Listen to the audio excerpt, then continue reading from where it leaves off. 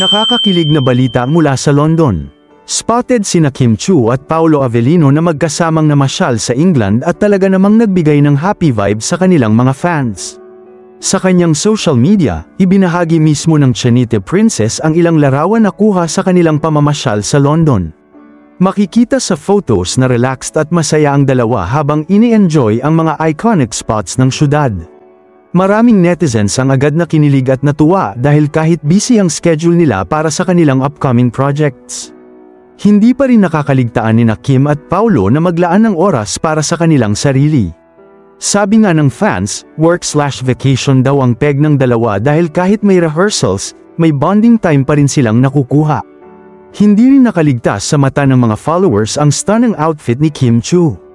Makikita na talagang pinaghandaan niya ang kanilang trip sa London mula sa classy tops, chic boots, hanggang sa kanyang glowing aura na bagay sa panahon ng England.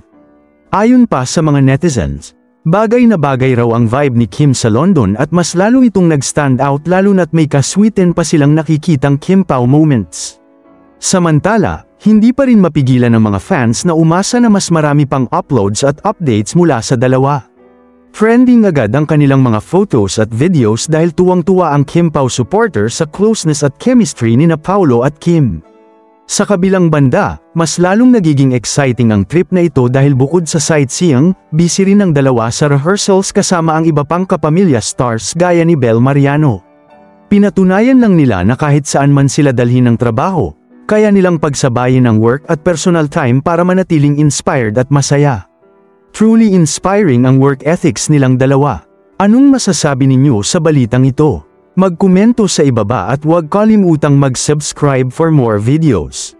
Maraming salamat sa panunood.